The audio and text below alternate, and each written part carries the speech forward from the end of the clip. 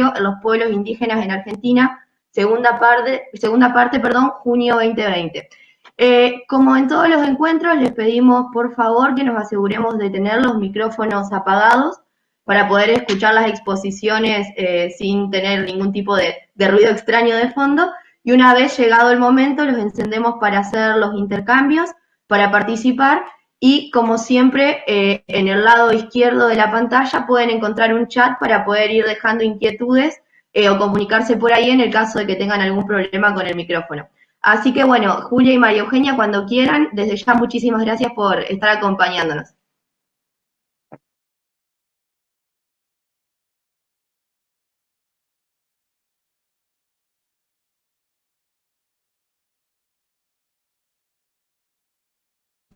Bueno, Juli, organizamos la presentación como de un modo tratar de ir interactuando, pero también nos parecía importante comenzar destacando desde qué lugares hablábamos y bueno, y la participación que habíamos tenido en el informe, además de dar una caracterización respecto al mismo.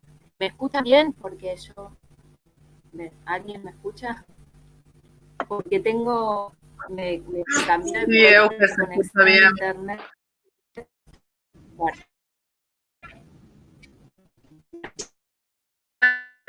disculpas del caso.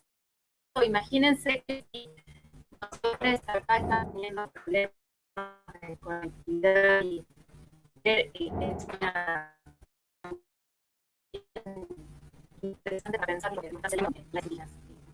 Bueno, voy a el burro adelante para que no se espante, voy a comenzar presentándome desde dónde estoy hablando y, bueno, y vamos comenzando con la charla. Como mencionaron ahí, bueno, yo vengo del campo, soy licenciada en antropología con orientación sociocultural y doctora en humanidades y artes con mención en antropología. Y mi acercamiento hacia las comunidades indígenas fue a partir de uno de los aspectos que trabajé en la tesis doctoral. No trabajé toda la problemática de las comunidades indígenas, sino que me aproximé, digamos, a la dimensión de la educación intercultural y eso de alguna manera me abrió las puertas a ver las otras dimensiones, ¿no es cierto?, que intervienen en la reproducción de la vida cotidiana de determinadas comunidades. Esto me parece importante, digamos, la participación, digamos, de otros profesionales en el informe. La mayoría, digamos, tiene trabajo intensivo desde hace décadas también en el territorio y en el campo con distintas comunidades. Y bueno, me parece que es importante siempre aclarar desde dónde se habla. En relación a eso, digamos, también me parece importante hacer algunas aclaraciones antes de empezar, digamos, con lo que es la temática del informe, en los aspectos generales y cómo surge esta inquietud. Lo primero que me parecía también interesante aclarar y hacernos cargo es que siempre que vamos a mencionar comunidades indígenas, pueblos indígenas, originarios, estamos utilizando categorías de alguna manera arbitrarias que no van a dar cuenta de la complejidad y de la realidad sociocultural histórica, digamos, de los distintos pueblos. Precisamente la idea incluso de comunidad que también la Gorosito Kramer en uno de sus textos supone, ¿no es cierto?, ya una relación con el Estado-Nación determinada y que no siempre distintos pueblos están de acuerdo, digamos, con la misma. Bueno, y eso incluso tiene también una explicación más profunda en términos jurídicos. Entonces también, de alguna manera, son denominaciones que no van a representar las autoidentificaciones. Lo mismo cuando hablamos de pueblos indígenas, y ahí también podríamos recuperar a Bonfil Batalla, en este planteo de que siempre que se haga alusión a esta categoría, se va a homogeneizar toda la diversidad sociocultural que que atraviesa las distintas reproducciones de la vida cotidiana y sobre todo las distintas autodenominaciones, ¿no es cierto? Y va a remitir indefectiblemente a procesos, ¿no es cierto?, de genocidios que comenzaron con la etapa de la conquista y la colonización de América. Entonces, siempre que se habla de pueblos indígenas, también hay que tener en cuenta el contexto, ¿no es cierto?, de dominación y de sometimiento, los cuales han cometido la redundancia históricamente, y también hay que pensarlos en la actualidad en la trama de respecto al proceso de desigualdad social del modo de producción capitalista en su etapa neoliberal. Bien, haciendo algunas de estas aclaraciones, que después también podemos seguir intercambiando, el informe surge, de alguna manera, es una segunda etapa, como ustedes después podrán aproximarse, quienes no se hayan aproximado todavía al mismo, de una primera aproximación que se realizó respecto a la situación del COVID, ¿no es cierto?, en distintas tramas socioculturales. Y acá se definió, primero se hizo una primera etapa, un relevamiento con distintos pueblos indígenas, distintas comunidades, y se decidió que podía ser interesante, que era necesario, digamos, importante incorporar una diversidad de otros pueblos que habían quedado fuera en la primera etapa y complejizar un poco más cómo era el proceso de transformación acorde al avance del COVID-19, ¿no es cierto?, en Argentina. De ahí es que surge este informe que se realizó aproximadamente en 2 meses, que fue colaborativo, autogestionado, digamos, en realidad fue ad honorem y colaborativo de una multiplicidad de profesionales, en su mayoría antropólogos, de distintas universidades y unidades ejecutoras también de CONICET. Somos aproximadamente entre 100, que de alguna manera intentamos dar cuenta de los aspectos que consideramos centrales, que se consideran centrales para poder realizar un diagnóstico. Entonces, de alguna forma, esta etapa del informe, si bien incluye otras comunidades que habían quedado fuera en la primera etapa de otras regiones, también está en deuda en el sentido de que hay otras comunidades de otras regiones que han quedado afuera porque no se, digamos, no solo relaciona digamos, la pregunta que implica generar un diagnóstico para poder aproximarse y poder construir políticas públicas orientadas a las comunidades indígenas. También en algunas ocasiones en ese momento no se consiguieron los contactos, pero está, digamos, el objetivo de poder concretar una tercera etapa que pueda contemplar las realidades socioculturales de aquellas comunidades de distintas provincias y regiones que han quedado afuera. Eso, digamos, es importante señalarlo. También es importante remarcar que no pretende ser, digamos, no es un estudio exhaustivo, tampoco es un censo, sino que es una aproximación a modo de diagnóstico de lo que está sucediendo a partir de la expansión del COVID-19, ¿no es cierto?, en distintas comunidades de distintas regiones, los pueblos indígenas de distintas regiones de la Argentina.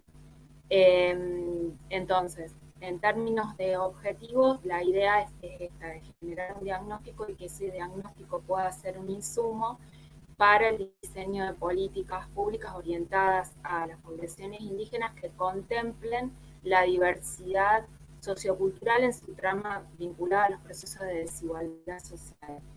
Y acá también es importante destacar que el relevamiento, digamos, de este diagnóstico se realizó teniendo en cuenta los parámetros vinculados al consentimiento libre, previo e informado. Esto significa que la información con la que trabajamos ha sido a través de contactos que tenemos, ¿no es cierto?, con referentes de las distintas comunidades, de los distintos pueblos, quienes, digamos, colaboraron y también participaron activamente brindando información de la realidad sociocultural vinculada a la trama del COVID-19. Y esto es muy importante porque la idea precisamente de que esto se constituya en un insumo, ¿no es cierto?, para el diseño de políticas públicas es también advertir que todas las políticas públicas sociales orientadas a las poblaciones indígenas, acá, especialmente también acá en Argentina, tiene que contemplar la participación de los referentes y representantes de los distintos pueblos indígenas en todo el proceso de diseño y de implementación, ¿sí? Así como también para esto involucra, también nos involucra a todos, sobre todo para las investigaciones, ¿no es cierto?, en terreno, siempre tiene, digamos, más que, no es que es digamos, está vinculado al marco de los derechos. Es importante la consulta para el consentimiento libre previo, ¿no es cierto?, de informado, para la participación activa de las distintas comunidades en el diseño y después la posterior implementación de las políticas orientadas, ¿no es cierto?, y que pueden transformar la reproducción de su vida cotidiana. En ese, digamos, esos en términos generales, los objetivos que se plantea de alguna manera en el informe, la importancia de tener en cuenta esto del consentimiento libre, previo e informado para, digamos, el diseño de políticas públicas y su implementación. En ese sentido es importante también que, y lo que propone el informe es que puedan participar los referentes de las distintas comunidades, ¿no es cierto?, en todo lo que tiene que ver con los comités de emergencia frente al COVID, no solamente a escala nacional, sino también nacional, provincial, municipal, para que esto realmente pueda lograr una transformación en pos de una mejora en las condiciones de vida. En términos teóricos metodológicos, en términos, bueno, en términos orientados más desde la parte de la investigación, de los aspectos de investigación, si bien, digamos, el informe está, hay una diversidad de equipos, una diversidad de profesionales, eso también es interesante, meterlo consensos, ¿no es cierto?, en determinados núcleos conceptuales, en la perspectiva metodológica en la cual se va a enmarcar. Y en ese sentido, digamos, hay un aspecto central que tiene el informe, que es también un debate dentro de lo que se puede considerar como las perspectivas antropológicas, pero que en el informe está claramente explicitado y que creo que va con Juli, en esto sé que estamos de acuerdo, es central, ¿no es cierto?, para la lectura del mismo. Y tiene que ver con que vamos a pensar la diversidad sociocultural de la reproducción de la vida cotidiana de las distintas comunidades en su entramado, ¿no es cierto?, vinculado a la desigualdad social. Y en ese sentido, lo que se va a considerar, ¿no es cierto?, es que la reproducción de la vida cotidiana de las comunidades indígenas, incluso a escala internacional, no pueden disociarse de lo que es lo que implica el modo de producción capitalista en su etapa neoliberal y todo lo que refiere a la trama, ¿no es cierto?, vinculada a la desigualdad social, ¿sí? Y esto es un debate centralmente con determinadas perspectivas, ¿no es cierto?, de tinte culturalista, que incluso también han retornado, digamos, en la actualidad, y que también lo podemos encontrar explicitado, también lo podemos encontrar de forma visible en determinadas empresas comunicacionales, ¿no es cierto?, que construyen determinado sentido común hegemónico, como esas visiones acríticas, ¿no es cierto?, sin reflexión y que tienen intereses claramente de determinados sectores dominantes. Y el debate tiene que ver con que ustedes se podrán aproximar y habrán escuchado en algunos comentarios, por ejemplo, de respecto a determinadas problemáticas vinculadas al orden de la salud, y ahí podemos recuperar lo que plantea Liliana Tamaño, ¿no es cierto?, y también Trinchero, en determinados momentos donde hubo una expansión del cólera en determinadas comunidades indígenas, comentario de explicación real. Bueno, hay una, el problema era que determinada comunidad comía pescado crudo y eso era el motivo por el cual se había expandido el cólera. Cuando en realidad lo que escondía, ¿no es cierto?, esta afirmación era precisamente las condiciones de desigualdad, ¿no es cierto?, y las condiciones de inanición que estaban atravesando a esas comunidades en ese momento.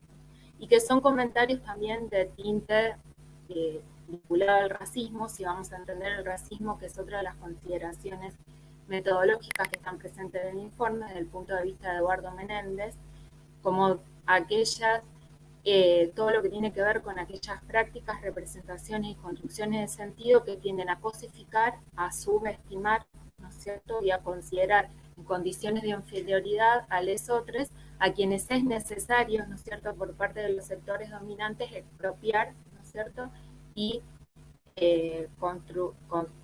entramado, digamos, en los procesos de desigualdad social. Entonces, estos son aspectos que están explicitados en el informe, que nos parece importante con Juli traerlos, ¿no es cierto?, acá a consideración, precisamente porque cuando vamos a trabajar estas problemáticas, ubicarlas realmente, digamos, en sus tramas vinculadas, digamos, a los procesos que se tienen que dar cuenta, y no rápidamente esta idea de lo cultural como si estuviera distanciado de los procesos sociales, económicos y políticos, ¿no es cierto? Y bueno, estas perspectivas más de tipo culturalista retornan también desde determinadas vinculados, ¿no es cierto?, a organismos internacionales de asistencia crediticia, ¿no es cierto?, que financian determinados proyectos donde hay también una producción de la diversidad cultural vinculada al multiculturalismo y que se presentan como si las reproducciones de la vida cotidiana pudieran, ¿no es cierto?, explicarse, sobre todo en lo referente a comunidades indígenas o pueblos indígenas, pudieran explicarse por cuestiones culturales, y la producción de lo cultural estuviera totalmente distanciada y existida de los procesos sociales, ¿no es cierto?, económicos y políticos. Bien, eso de alguna manera como para recuperar todo lo que tiene que ver con las condiciones, ¿no es cierto?, con las consideraciones, perdón, teóricas, metodológicas, o más que teóricas metodológicas.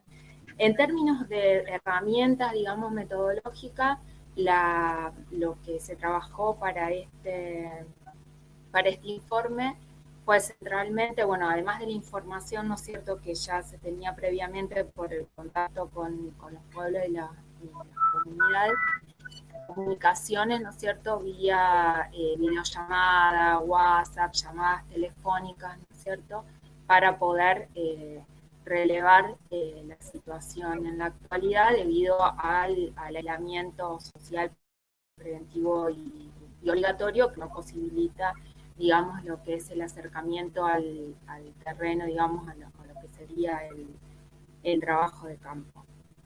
Y en relación a eso, bueno,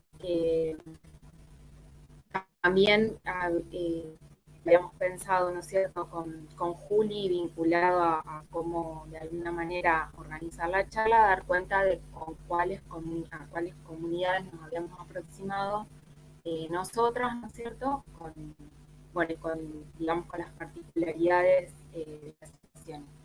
En mi caso particular, yo tuve un acercamiento a una de las comunidades de la provincia de Santa Fe, que está ubicada en la zona de Recreo, que es una comunidad mocoví, Mocoy, digamos, y Mocoy con C, porque hay también un respeto hacia la autodenominación que decide la comunidad en términos de en términos de construcción de procesos identitarios. Y también tuve como una aproximación, ¿no es cierto?, a través de comunicación telefónica con uno de los referentes de una de las comunidades Mocoy de la zona centro-norte, más la zona norte, que está ubicada en el informe como noreste, que involucra, digamos, al departamento de 9 de julio, para, digamos, poder relevar y aproximarnos hacia las particularidades, ¿no es cierto?, de la expansión del COVID en esos, digamos, referido a estos contextos. Y en ese sentido, lo que en términos, por ejemplo, de todo lo que tiene que ver con el aspecto de la alimentación, digamos, el informe trató se diferenció en distintas dimensiones, ¿no es cierto?, para poder aproximarse. Una tenía que ver con el ambiente y la salud, otra tiene que ver con la alimentación, ¿no es cierto?, y las formas de obtención, digamos, de los recursos. Otro de los aspectos tiene que ver con el acceso a la justicia. Otra de las dimensiones tiene que ver con la educación intercultural bilingüe, ¿no es cierto? En ese sentido, digamos, y en términos generales, ustedes también van a poder aproximarse a través a partir del informe, ¿no es cierto?, a la multiplicidad, ¿no es cierto?, de realidades atravesadas por contextos de desigualdad social en el en el contexto nacional, ¿no es cierto?, aun cuando hay unas comunidades pueblos que quedaron afuera, ¿no es cierto?, en esta segunda etapa. Y en ese sentido, en términos de lo que es la parte por ejemplo, de la alimentación y el acceso al agua, en general, en términos generales, de lo que se presenta en el informe, después voy a dar cuenta de las particularidades del contexto, podemos decir que lamentablemente hay zonas, y mayoritariamente en muchas zonas, donde el agua, digamos, no es un agua que esté en condiciones de ser tomada, ¿no es cierto?, porque de ser consumida precisamente por los altos niveles, digamos, de contaminación que presentan y los peligros, ¿no es cierto?, que traen como consecuencia problemáticas vinculadas a la salud, ¿no es cierto? Respecto a la parte de la obtención de alimentos, se destaca en el informe que fue muy importante todo lo que tiene que ver con el subsidio, ¿no es cierto?, brindado por Nación, que tiene que ver con el ingreso de emergencia. Sin embargo, y también con la tarjeta alimentar, con la asignación universal por hijo. Sin embargo, hay determinadas comunidades y determinadas situaciones, ¿no es cierto?, que han quedado sin la posibilidad de poder obtener de alguna manera estos recursos que vienen por parte del Estado Nacional. Y estas problemáticas han tenido que ver en algunas situaciones con la imposibilidad para poder cargar, ¿no es cierto?, los datos vinculados en relación a no poder tener acceso a la conectividad a Internet, ¿no es cierto?, determinados recursos, o también ha habido problemas en el sistema para la carga, digamos, de los datos vinculados porque el sistema tomaba como, por ejemplo, trabajadores a aquellos que habían sido registrados quizás a principio de año, pero que después por la pandemia habían quedado sin efecto su trabajo. En ese sentido, otra de las instancias más como de alguna manera intersticiales vinculado a esto tiene que ver, por ejemplo, con la realidad acá en la provincia de Santa Fe, de quienes son docentes que trabajan en las escuelas de educación intercultural bilingüe y que entonces están incorporados en el sistema de reemplazo, y al estar incorporados en el sistema de reemplazo a nivel provincial no pueden, ¿no es cierto?, cobrar digamos, todo lo que tiene que ver con estos recursos que son orientados desde Nación y entonces tampoco tienen posibilidades de ingreso porque tampoco están pudiendo trabajar vincular en torno a todo lo que tiene que ver con los reemplazos. Digamos, esas son de alguna manera las excepciones. En términos generales, al menos en los contextos en los cuales yo estuve trabajando, los alimentos, los bolsones de alimentos estaban llegando a la multiplicidad de familias, ¿no es cierto? Eso estaba cubierto, incluso, digamos, no había posibilidades de obtención. Hay otros contextos en otras comunidades que también los comedores quedan, que reparten bolsones, o la forma de repartir bolsones quedan a grandes distancias, ¿no es cierto?, de las familias, pero bueno, ahí se despliega toda una trama comunitaria y familiar, ¿no es cierto?, para poder atravesar la situación. En los contextos en los cuales yo me aproximé, esta parte estaba cubierta, se da a través en un caso a través de la escuela, en otro caso a través de un centro comunitario, se repartían los bolsones y también se estaban cobrando las asignaciones, ¿no es cierto?, que venían por parte, orientadas por parte del gobierno nacional. Respecto al acceso al agua, digamos, con complicaciones, ¿no es cierto?, por esto que mencioné con anterioridad, sobre todo en la zona de recreo.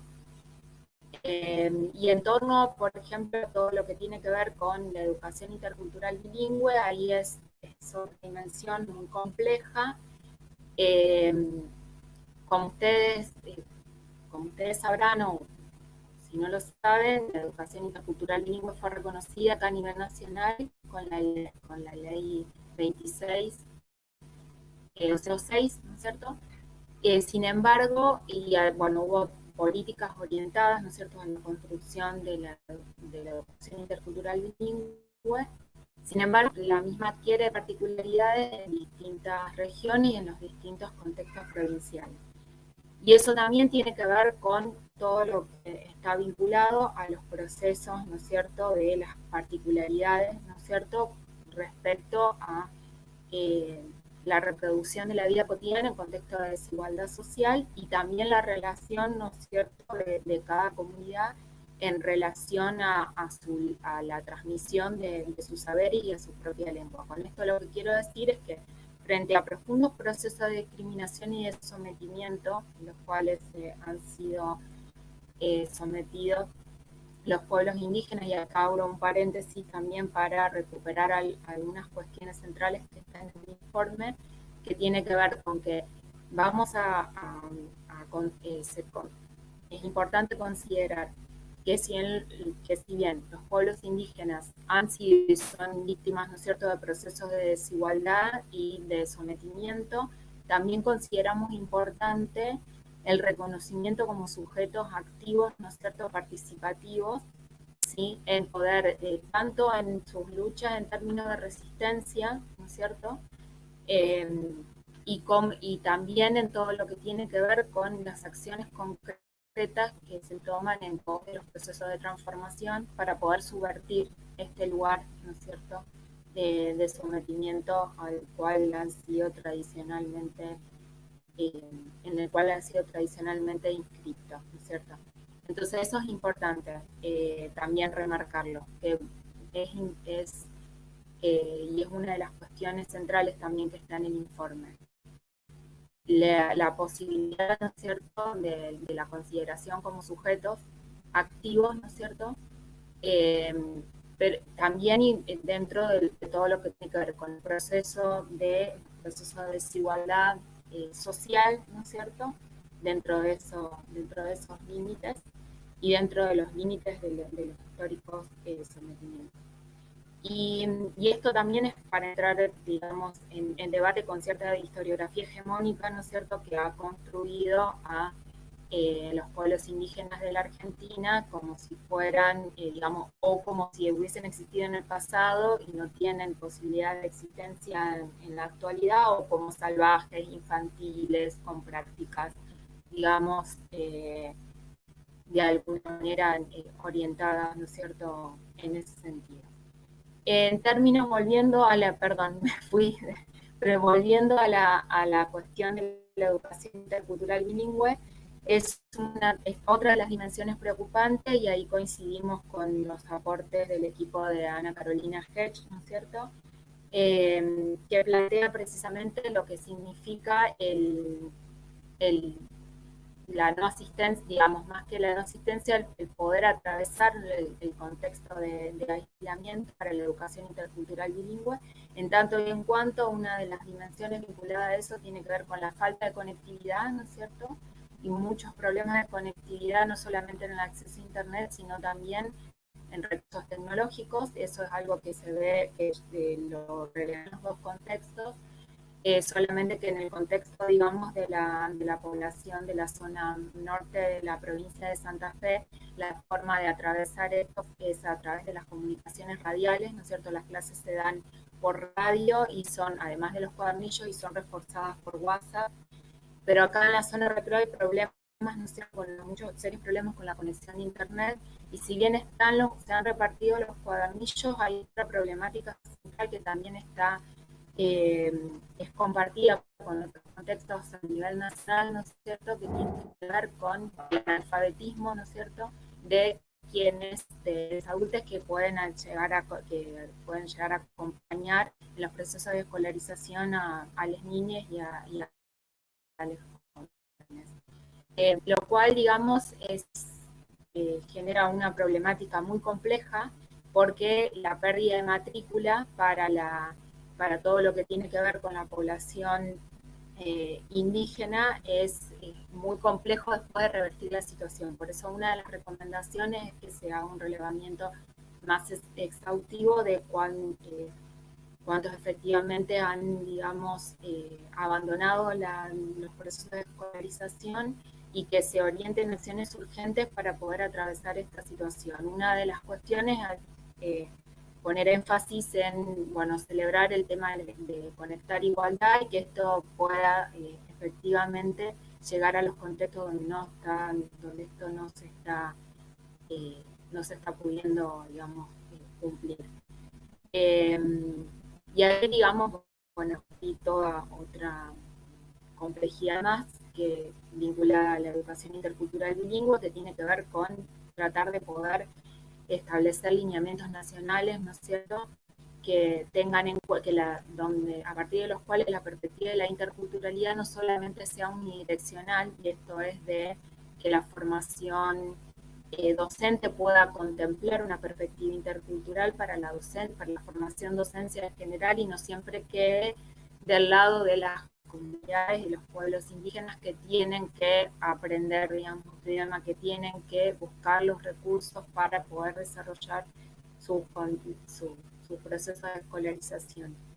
En ese sentido es importante remarcar esto, tratar de resquebrajar esa idea unilateral, ¿no es cierto?, que tenga que ver con instancias de poder pensar la IB solamente desde la incorporación o desde la asimilación, sino poder pensar la dimensión intercultural en sus tramas vinculadas a la desigualdad social, pero relacionadas también con la posibilidad de que efectivamente pueda ser conocimientos apropiados por la sociedad en general, ¿no es cierto?, y no solamente quede del lado de la, digamos, de las acciones de los pueblos indígenas. Y vinculada a la idea también todo lo que refiere a la problemática de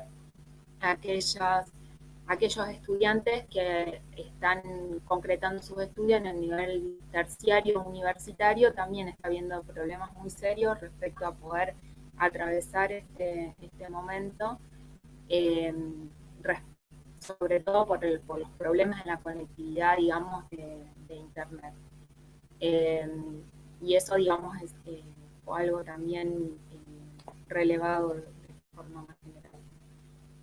Así que es otra también de las dimensiones, ¿no es cierto?, a atender y a tener en cuenta. Y vinculado bueno, Juli se va a explayar más a todo lo que tiene que ver con las fuerzas de seguridad, ¿no es cierto?, vinculadas al racismo, pero también lo que tiene que ver, como para darle la palabra a Juli, con el acceso a la justicia también se relevaron problemáticas en determinados casos en los cuales hubo denuncias en las que no han sido tomadas, sobre todo de aspectos arbitrarios.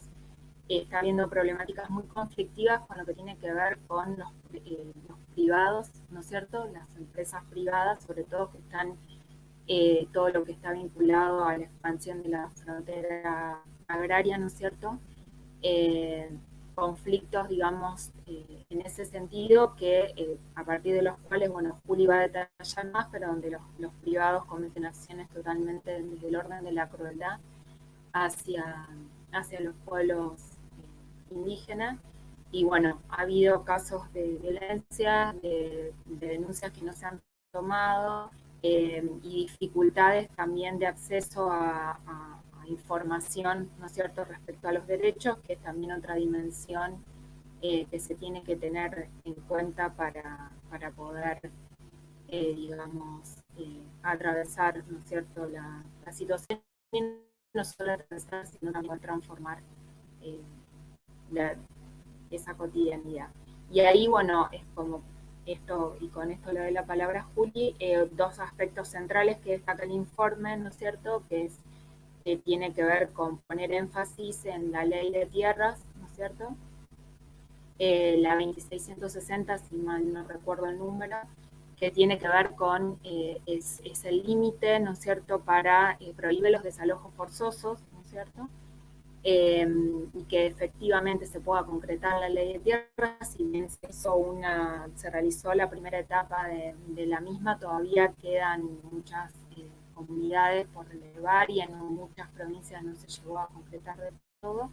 Y lo otro también que aparece en el informe y que es muy importante tenerlo en cuenta es poder, digamos, que el Estado habilite una relación diferente respecto a los pueblos indígenas, y consideramos que eso también tiene que ver con el reconocimiento de genocidio, ¿no es cierto?, que es perpetrado históricamente en la Argentina hacia los pueblos indígenas, y en ese sentido orientar un fondo especial, ¿no es cierto?, de reparación histórica que vaya, digamos, en esa dirección. Juli, te dejo la palabra. Perdón, no sé si me extendí o no, perdón. Bueno, vale, ¿cómo estamos de tiempo? No sé si queda mucho más. No, estamos bien. Generalmente suelen terminar entre las preguntas y todo entre las 9, 9:30, así que tranquila que hay tiempo. Ah, bueno, perfecto. Bueno, me presento, yo soy Julia Colia. Hace ya varios años que trabajo con comunidades indígenas en el Chaco, específicamente en zonas rurales, a diferencia de Euge, que tal vez se ubica y estuvo dialogando un poco más sobre zonas urbanas. Yo trabajo con comunidades Com y Wichí del centro norte del Chaco y específicamente vinculadas al movimiento social Federación Nacional Campesina. Mi participación en el informe tuvo que ver con aportar un poco a todo lo que fue el relevamiento del NEA y específicamente lo que sucedió en Chaco. Un poco recuperando las palabras de Euge, creo que una de las cuestiones a resaltar del informe tienen que ver con plantear que en estas condiciones desde la declaración de pandemia y del aislamiento social preventivo y obligatorio, se han profundizado, si se quiere, las condiciones estructurales de existencia de los pueblos originarios en Argentina en general, vinculadas principalmente a sus condiciones socioeconómicas. Esto en las zonas rurales se suma a condiciones que ya hace 30 años aproximadamente vienen sufriendo, sobre todo en las regiones consideradas como extrapampeanas, en relación al avance del agronegocios en sus territorios, el cual como modelo, digamos, de acumulación de capital vino a desconfigurar y a desestructurar las condiciones de vida de las poblaciones rurales y sobre todo de las poblaciones indígenas. ¿Por qué? Porque este avance del agronegocio vinculado a la producción de commodities, de soja en el espacio rural, de producción de soja, de ganadería, de trigo, vino con requerimientos de mayor escala y esto vino aparejado a la deforestación de gran cantidad de hectáreas. Sumado a esto, la privatización de tierras fiscales, una gran participación del Estado en garantizar las condiciones para que este modelo se pueda llevar a cabo. Y para los pueblos originarios esto tuvo que ver con la privatización de sus espacios de vida, no solo como sustento material, sino también espiritual, y el cercamiento de los bienes comunes. Y esto es el acceso a los ríos, a los montes y al sustento de su vida material, que tiene que ver con, en el caso de los COM, con la recolección, con la caza y con la pesca.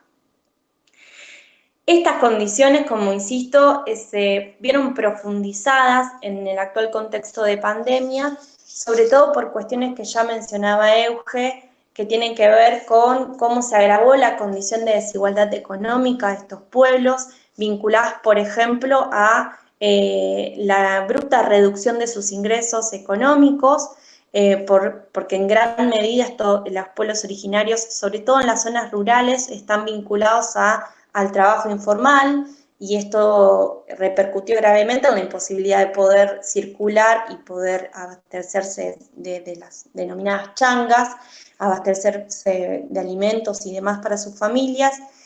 Como mencionaba Euge, acá fue muy importante la participación del Estado con recursos económicos como la asignación universal por hijo, que ya venía, pero también el ingreso familiar de emergencia.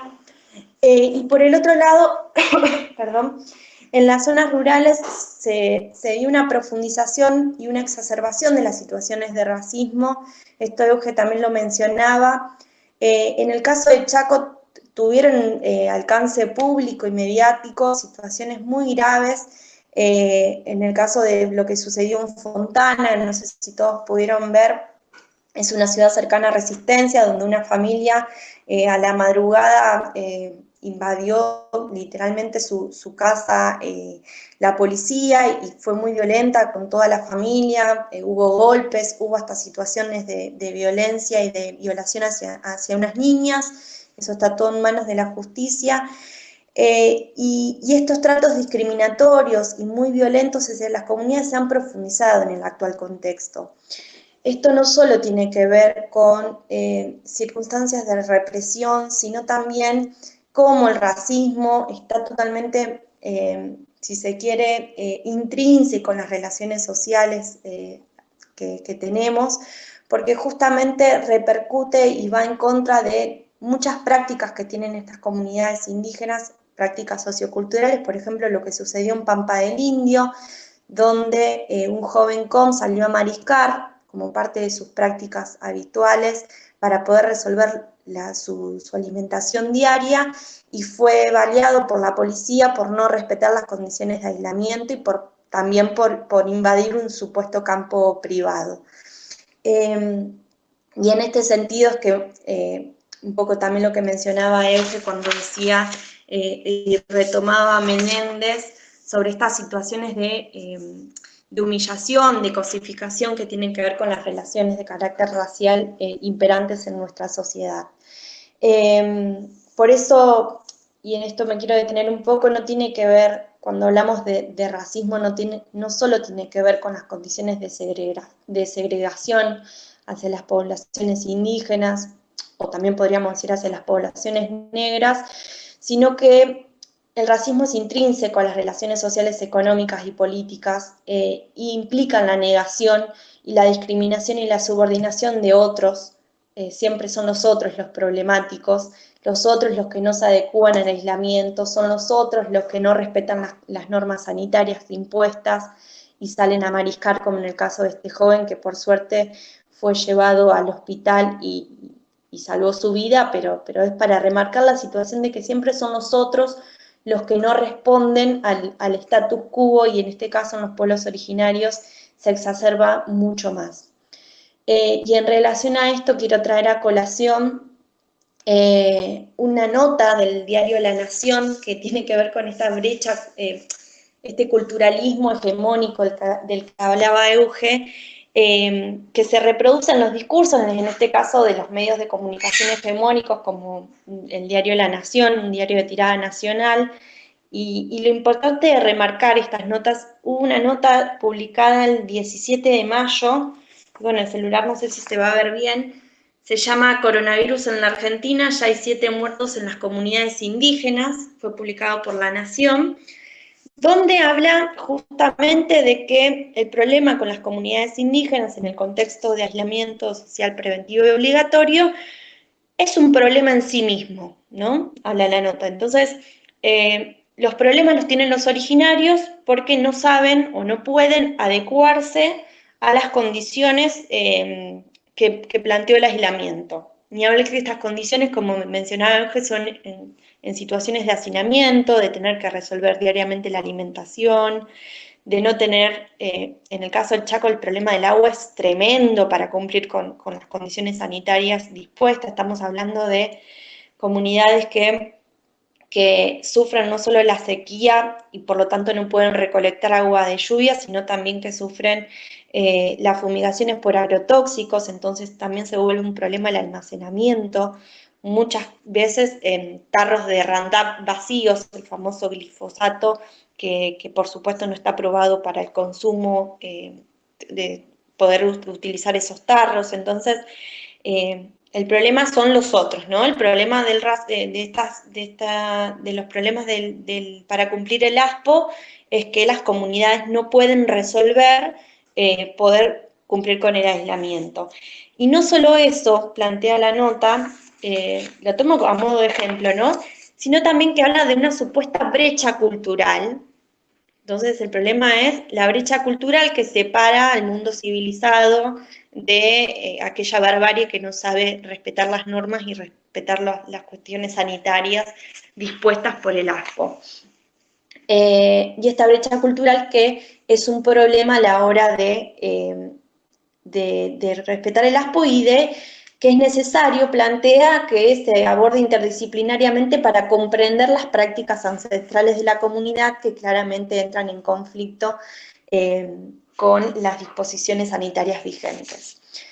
Traigo esta nota a colación porque es parte de estos discursos que justamente el informe que planteamos, y me atrevo a decirlo, trata de dar un paso más y saltear o estar en contra de ese culturalismo exacerbado que a veces tienen los medios de comunicación o incluso el discurso político, no solo de culpar a las comunidades de los problemas que tienen, sino y el desafío de este informe es justamente resaltar la necesidad de pensar la gravedad de la situación actual de los pueblos originarios en condiciones estructurales. Entonces, no hablemos de brecha cultural, hablemos de en qué condiciones estructurales están estos pueblos originarios desde hace 30 años, desde hace muchos más años, pero desde hace 30 años que se ha profundizado las condiciones que están teniendo, y esto un poco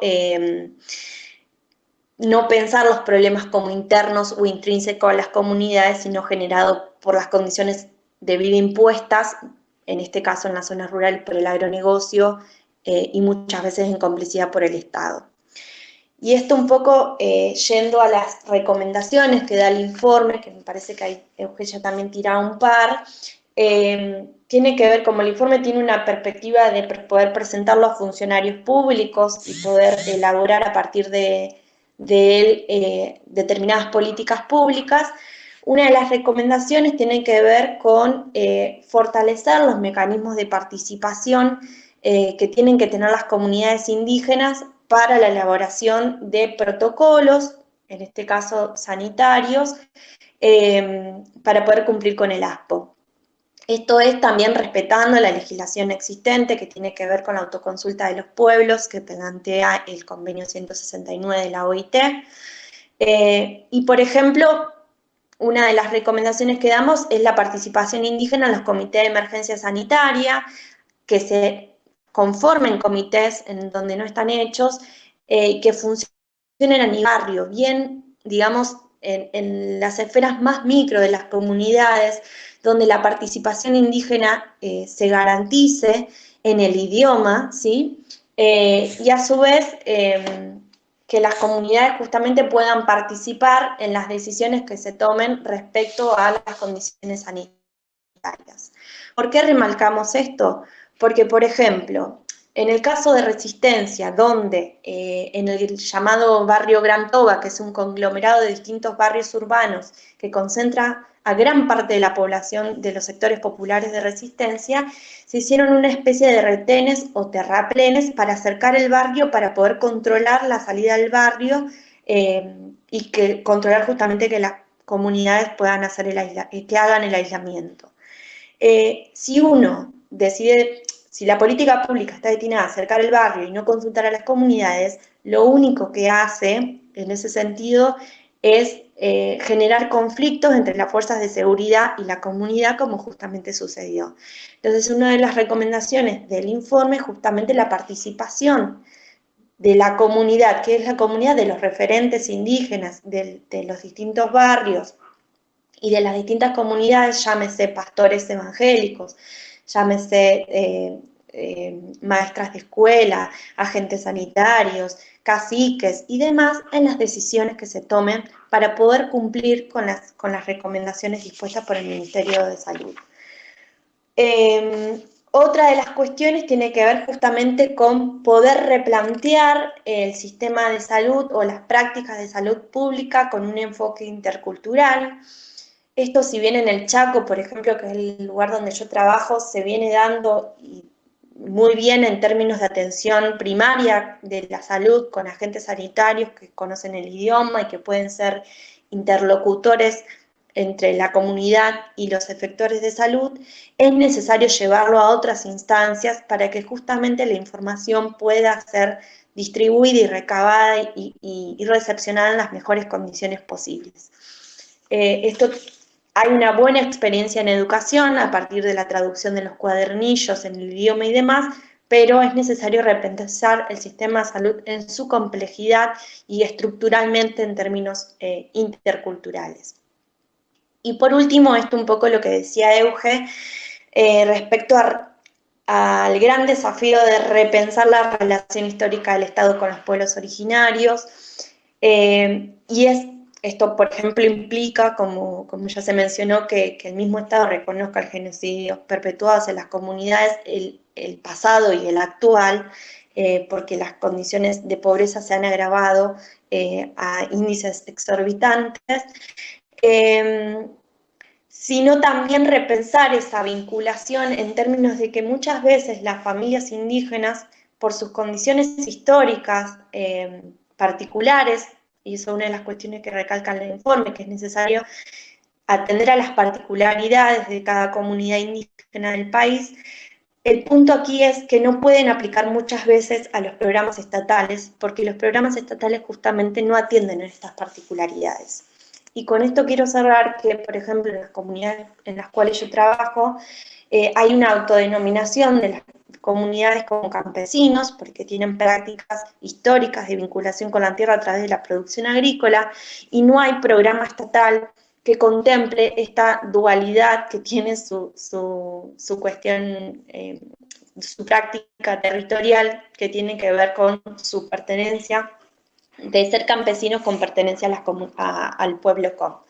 Lo resalto porque es necesario repensar programas estatales que puedan atender a las particularidades, porque si no justamente estamos otra vez perpetuando el genocidio, y no quiero sonar violento o fuera de contexto con lo que estoy planteando, estamos perpetuando el genocidio por otros medios. Y esto tiene que ver con la invisibilidad histórica que tuvieron los pueblos originarios en cuanto a sus características y a sus particularidades en su relación con el Estado. Bueno, eso es un poco lo que queríamos presentar con Euge. De cosas más, el informe los invito a verlo, más de 500 páginas.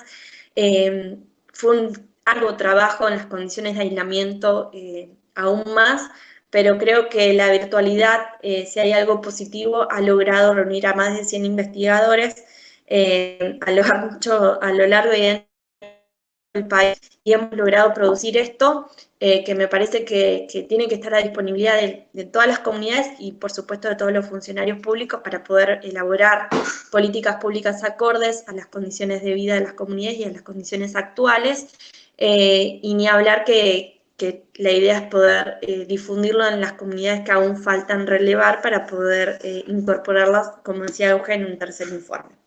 Así que bueno, más o menos eso es lo que veníamos a presentarles. Bueno, muchas gracias a ambas. Ahí va. Bueno, no sé si alguien quiere hacer alguna pregunta, algún comentario. Puede prender el micrófono o apretar el icono de la manito que aparece en la parte de abajo de la pantalla. Y bueno, vamos charlando.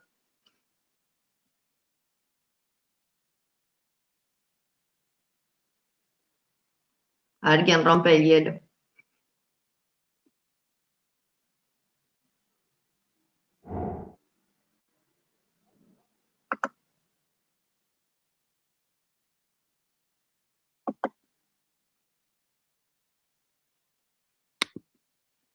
Ahí hay Noé Andreu está queriendo hablar, me parece. Mandó un mensajito ahí en el chat. Si no tienen micrófono, pueden hablar por aquí.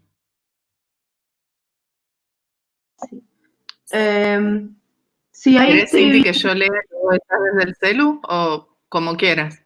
No, porque ahí arrancó la computadora, estoy desde la compu ahora, así que veo bien todo. Bueno. Sí. Gracias, Vale. Bueno, sí, bueno, Andreu Noé nos hizo una pregunta, manda saludos, pero Macarena sí, Macarena dice, hola, buenas tardes, gracias por la exposición. Para poder participar del tercer informe, ¿cómo se puede hacer?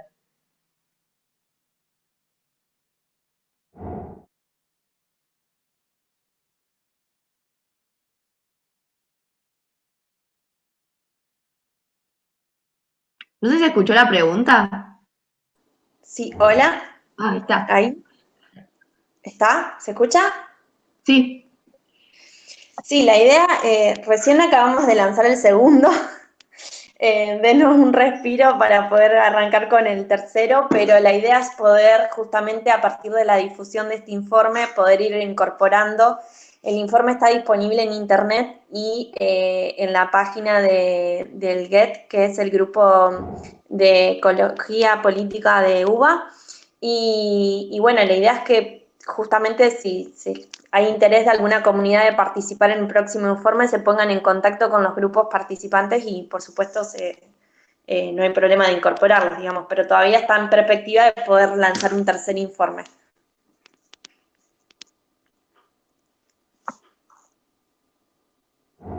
Genial. Sigo. Andreu Noé dice, quería consultar el nombre del autor o autora Menéndez que mencionaron previamente.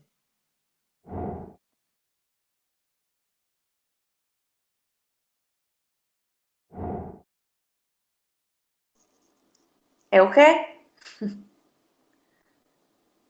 Eduardo Menéndez, el autor. Ahí está.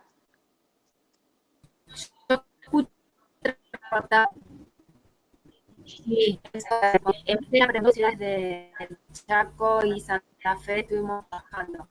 En mi caso, yo relevé la recreo, digamos, a través de una de las representantes jóvenes, y la ciudad de Tostado, digamos, en el norte de la provincia. Quedan todavía de la ciudad de Santa Fe, por ejemplo, de Capital, que era pendiente todo lo que tiene que ver con el barrio de las Lomas y Santo Domingo, que hay población com, y también queda pendiente todo lo que sería la la provincia de Santa Fe, ¿no es cierto?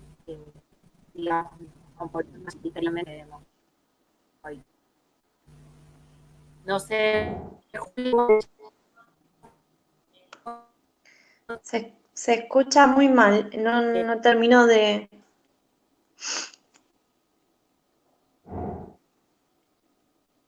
Hola. ahí me parece que lo que te decía, si vos querés contar de las localidades de Chaco con las que estuviste trabajando, porque aquí preguntaban en qué ciudades de Chaco y Santa Fe se trabajó. Ah, perdón, no escuché Y eso. ella reseñó lo de Santa Fe y te preguntaba por Chaco. Sí, yo estuve relevando Resistencia, todo lo que es el conglomerado Gran Toba, que incluye 3 diferentes barrios.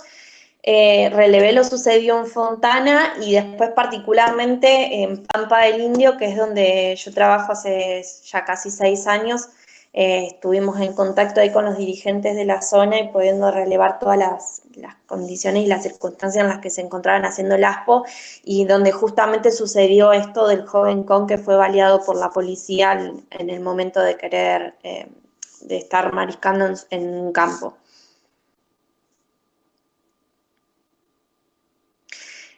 Una cosita más, el texto, justo acá tengo la compu y lo busqué, es de Eduardo Menéndez, se llama Colonialismo, Neocolonialismo y Racismo, el papel de la ideología y de la ciencia en las estrategias de control y dominación, para el compañero o la compañera que lo había preguntado.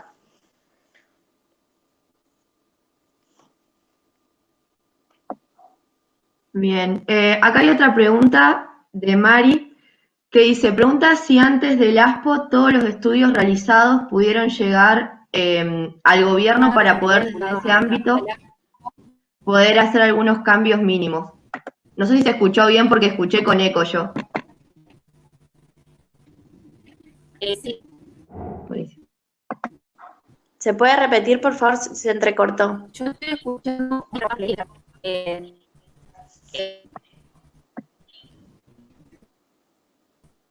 Sí, es porque hay muchos micrófonos prendidos. Capaz que si los apagamos se escucha bien. A ver. ¿Ahora se escucha más o menos o no? ¿O sigue entrecortado? Sí, a Ahí ver. está. Ahí está. Bárbaro, listo. Ahí les leo la pregunta de recién de vuelta. Mari pregunta si antes del ASPO todos los estudios realizados pudieron llegar al gobierno. Hay un micrófono prendido. Porque me escucho yo. A ver. Bueno. Si antes del ASPO todos los estudios realizados pudieron llegar al gobierno para poder desde ese ámbito hacer algunos cambios mínimos. No sé si usted quiere decir algo, pero bueno, yo respondo por mi parte. Yo trabajo con un movimiento social que hace más de 20 años. yo respondo muy bien, la mayoría de la investigación. Ay, perdón.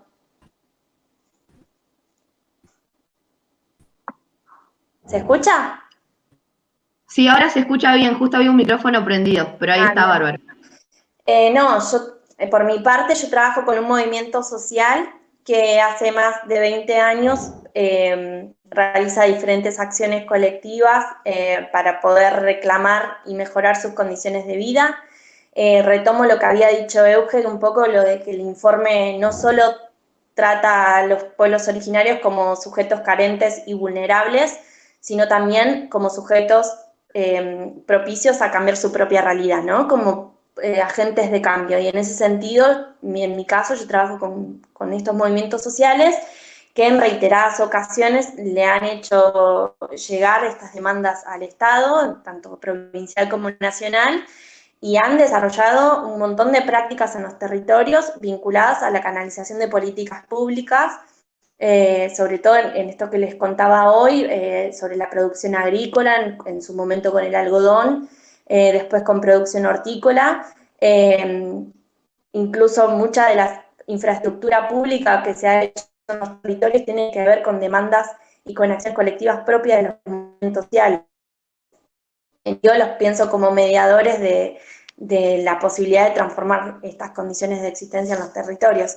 Y una cosa que no nombré, que en esta situación de aislamiento han sido los movimientos sociales en muchos espacios de la Argentina lo que han garantizado la alimentación de las familias, sobre todo en condiciones como hoy mencionaba, de que no pueden realizar las charlas que hacen diariamente y no podían resolver la alimentación. Han sido los movimientos sociales los que a través de los copeos, los comedores y demás han resuelto la alimentación diaria de muchas familias indígenas que hemos relevado. Incluso en la provincia de Chaco, gran parte de los comedores que hay hoy activamente están siendo organizados y garantizados a través de estos movimientos sociales en los cuales participan las comunidades.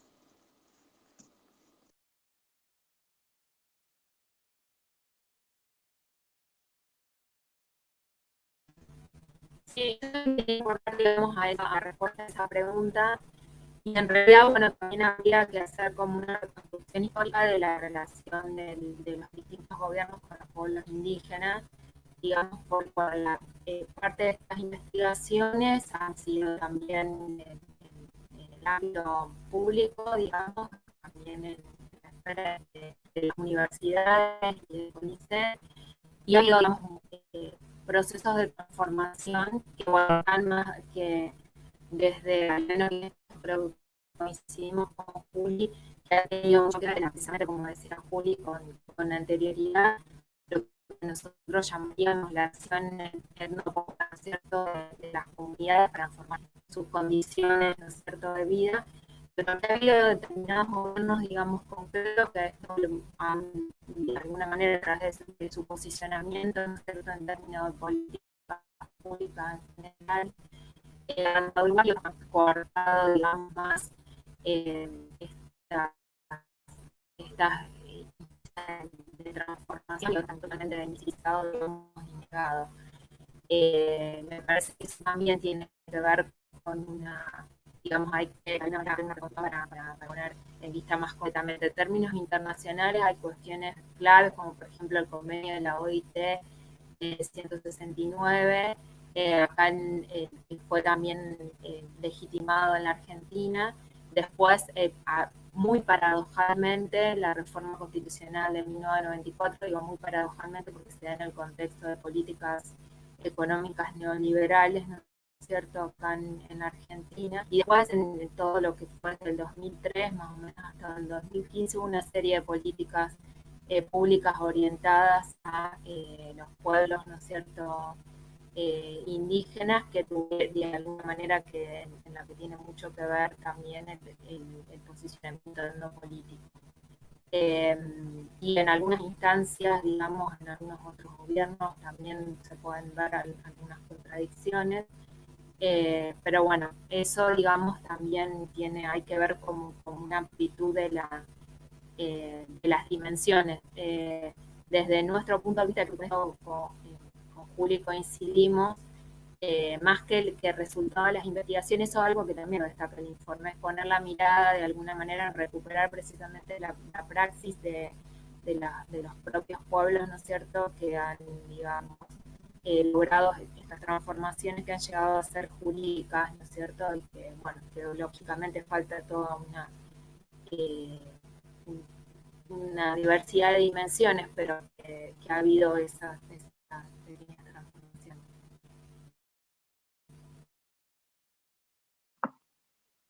Buenísimo, muchas gracias. Seguimos con Vale, que levantó la manito, y después vamos con Senda. Bueno, Euge, Juli, muchísimas gracias por la exposición que estuvo muy clara y muy buena y por el trabajo que es realmente muy valioso. Yo tengo una pregunta muy concreta y es si en otros países de América Latina se están llevando a cabo iniciativas de este tipo. Más que nada, bueno, estoy pensando en algunos países puntuales donde la situación realmente es muy grave. No digo que aquí no lo sea, pero bueno, hay situaciones que se reiteran, digamos, en todo el territorio, pero no sé si eso ha sido objeto de investigación más allá del informe que tenemos acá en nuestro país. Gracias a ustedes, por cierto, y a todo el equipo y la red de gente que lo hizo.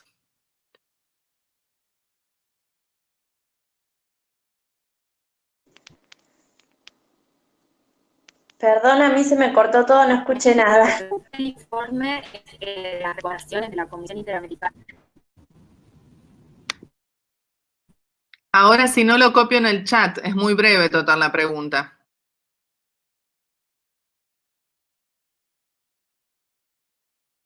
¿La puedes repetir brevemente? Sí, si en otros países de América Latina existen informes de este tipo en marcha o bueno, redes que se estén constituyendo para replicar un poco esta experiencia que han desarrollado aquí.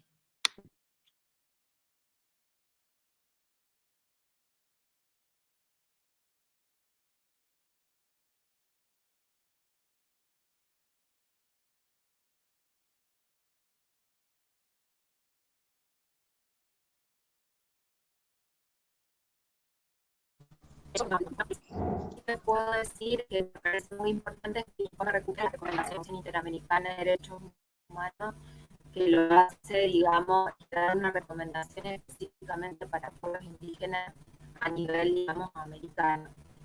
Y ahí está recuperado en el informe, que me parece que sería interesante. No, yo personalmente, perdón ignorancia en estos casos, si en otros países se está realizando un relevamiento con estas características, digamos. Pero sí te puedo responder a la Recomendación Interamericana de Derechos Humanos específicamente para los pueblos indígenas de América. Hay otra pregunta después de porque hay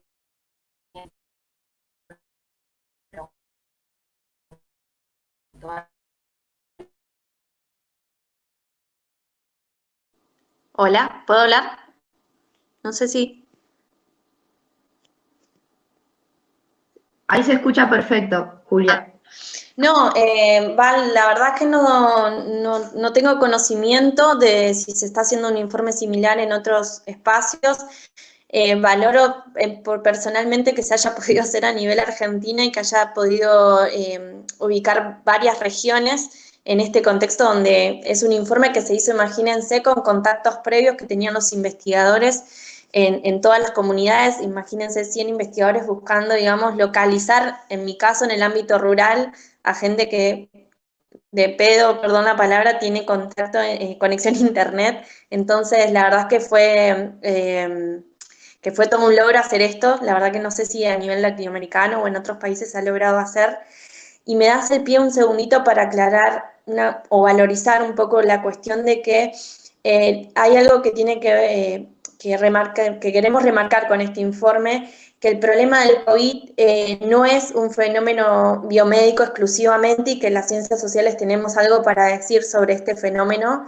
Y me parece re importante que se produzcan estos informes, si es en Argentina o en otros países, sobre todo para comprender qué es lo que está pasando. En este caso, a mí me interesa mucho comprender qué es lo que está pasando en los conflictos que se están dando para poder cumplir con el aislamiento.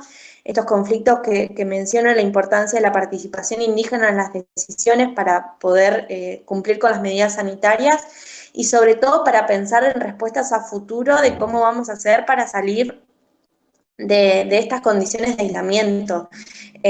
No todos entramos en las mismas condiciones de aislamiento y no todos vamos a salir en las mismas condiciones. Y me parece que acá el informe viene a traer un poco de luz en las recomendaciones para poder trabajar con las comunidades indígenas del Estado en las mejores condiciones posibles y poder superar un poco los obstáculos estructurales que históricamente unieron al Estado con los pueblos indígenas. Pero sinceramente a nivel regional de otros países no tengo conocimiento que se esté haciendo. Muchas gracias, chicas. Ahí voy a cargar el link de las recomendaciones de la comisión. Así ya queda. Ahí están compartiendo. Sí, ahí en el chat Mariana Smith, respecto a la pregunta que hizo Vale, dejó una página web. Muchas gracias, Mariana. Ahora seguimos con Senda, que pidió la palabra. Hola, ¿cómo están? Bueno, no prendo la cámara, así no se hace lío con la conexión. Primero agradecerles un montón, que me encantó escucharla a Eugenia y a Juli. Mi pregunta también es muy concreta y tiene que ver, no leí el informe y por ahí han hablado de esto y pido disculpas si no escuché porque la conexión estaba medio. Si tienen datos que hayan podido cruzar respecto de la percepción de IFE en los pueblos indígenas donde han hecho el relevamiento del informe del ingreso familiar de emergencia, y respecto de eso, o en vinculación, ¿cuáles son las instituciones gubernamentales, estatales, con las que están teniendo mejor diálogo, digamos, a la hora de plantear resolución de problemas? Si es efectivamente INADI, el Instituto Indígena, o si nada, hay más respuesta de desarrollo social, de producción, para tratar de entender un poco eso, o cómo lo resolvió educación, por ejemplo, el tema de la falta de conexión de internet que vos contabas, Euge, hace un rato. Eso. Gracias.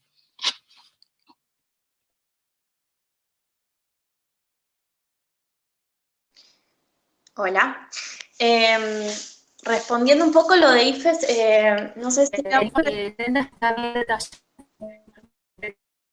el tema de la... Dale, Euge, no te quiero tapar.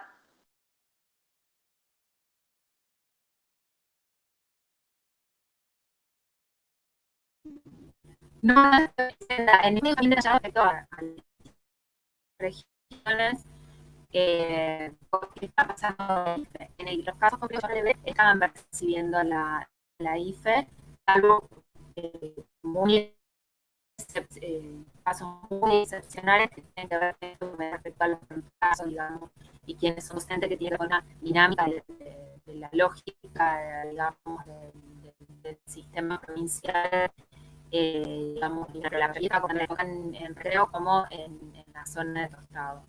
Y ahí antes abro un paréntesis porque hubo una pregunta de Teresa Suárez, bueno, después de última la respondemos, pero eso es lo que en el informe está bien detallado. Y después, respecto al diálogo, este informe se presentó al INAI, digamos, en términos nacionales, y respecto, bueno, la idea es que tenga difusión también en los distintos organismos, ¿no es cierto?, del Estado. Y respecto a educación, la verdad que al menos hasta ahora tengo idea que, bueno, que hubo una presentación al INAI. No desconozco si también, supongo que también se va a presentar a la esfera de educación para, digamos, poder resolver la cuestión de la conectividad, los contactos que hubo, sí, y esto es importante destacarlo, un problema en uno de los cuadernillos donde la construcción respecto a la figura mapuche era más de forma estigmatizante, y rápidamente hubo un pedido de disculpas por parte del Ministerio en relación a eso. Esa es la información que tengo. Capaz Juli puede dar más cuenta. Respecto a la IFE, lo que iba a mencionar es que en determinados casos hubo problemas burocráticos para poder cumplir con los trámites. En el caso de Chaco, en la zona del impenetrable, porque mucha gente está indocumentada, pero fueron casos puntuales que los fuimos resaltando en el informe. Y respecto a las presentaciones, se presentó en formato papel al INAI, o sea, se envió al INAI, pero a su vez está planificada una presentación con Odarda, que es la actual directora del INAI, para poder presentárselo con todos los ejes y demás. Está pendiente una presentación con ella, y a su vez se están haciendo distintas presentaciones con las comunidades indígenas para poder, digamos, puntualizar todos los ítems que planteamos en el informe.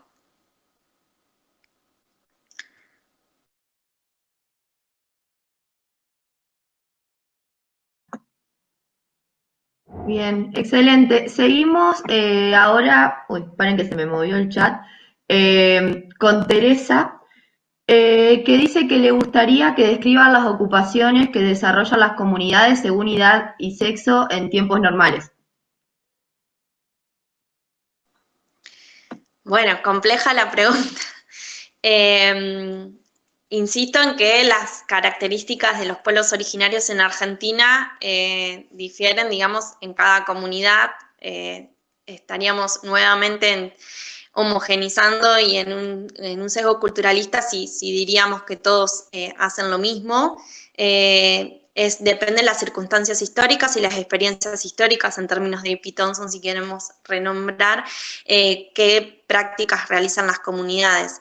En el caso de mi trabajo de campo con los COM de Pampa del Indio, que es la zona rural, son pueblos que históricamente, como mencioné antes, tenían una vinculación con la producción agrícola, vinculada al algodón y a la producción hortícola, y a su vez tenían trabajo extrapredial temporalmente en la producción del algodón. cuando comienza la crisis del algodón, a partir de los 90, estos pueblos fueron absolutamente excluidos de las nuevas lógicas de trabajo y de producción, y se quedaron básicamente sin posibilidad prácticamente reproducir su propia vida en los territorios, y de ahí mucho de las principales consecuencias del éxodo rural en toda la zona del Chaco, que prácticamente llegó a perder 60.000 habitantes en las zonas rurales a partir del éxodo, y que justamente llegaron a vivir a todos los cordones urbanos de las grandes ciudades. Actualmente viven, trabajan, digamos, siguen manteniendo determinadas producciones hortícolas, sobre todo huertas y cría de animales, y respecto a las changas tienen que ver con lo que aparezca, ¿no? Como en albañilería en las zonas rurales, determinados trabajos de temporada en la producción, pero muy escasos, y también de programas sociales como que son sustento básicamente familiar, como la Asignación Universal por Hijo y otros programas de Argentina Trabaja, digo, varios programas que prácticamente en términos económicos son el sustento de las familias. El problema que se dio en el contexto de ASPO justamente fue con el tema de las changas, que era gran parte del ingreso de la familia se realizaba a través de eso, y la imposibilidad de circulación, y sobre todo en las zonas rurales. Yo lo que destaco en el informe es también las dificultades que tuvieron para poder realizar la producción agrícola, porque no llegaron las semillas de INTA, porque no pudieron circular para abastecerse de semillas en el pueblo, o buscar gasoil y demás. Entonces también vieron dificultad las prácticas habituales en sus territorios en relación a la producción agrícola.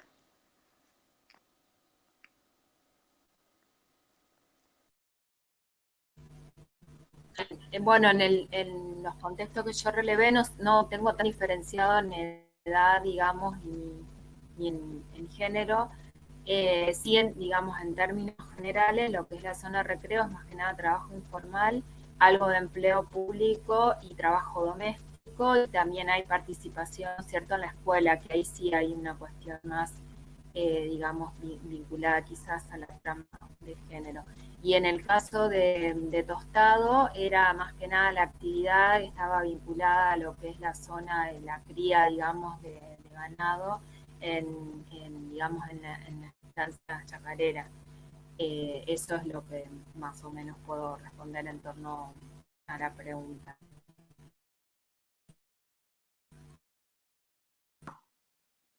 Excelente, muchas gracias, chicas. ¿Alguien más quiere hacer alguna consulta? Ya.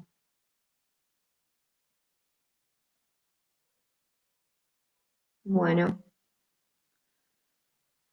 perfecto. Si no hay más consultas, vamos cerrando. Recuerden que el encuentro queda cargado en nuestras redes sociales, en el perfil de YouTube, y después lo vamos compartiendo en Instagram, Facebook. Así que si tienen algún conocido o alguna conocida que hoy no pudo estar, va a poder disfrutar en otro momento del material. También, bueno, casi todo el chat les da las muchas gracias. También muchas gracias de parte de Capibara a ambas por haberse sumado y acompañarnos en esta tarde. Y bueno, nos mantenemos en contacto. Muchas gracias de nuevo. Bueno, chicas, gracias por la invitación y la participación. La verdad que está bárbaro el espacio para poder difundir. Es una de las cosas muy beneficiosas del ASPO, que podemos conectarnos. A veces cuestiones presenciales dificultan que nos podamos juntar y demás, y la verdad que estos espacios generados a través de las redes están bárbaros para compartir ideas e intercambiar. Muchas gracias por la invitación.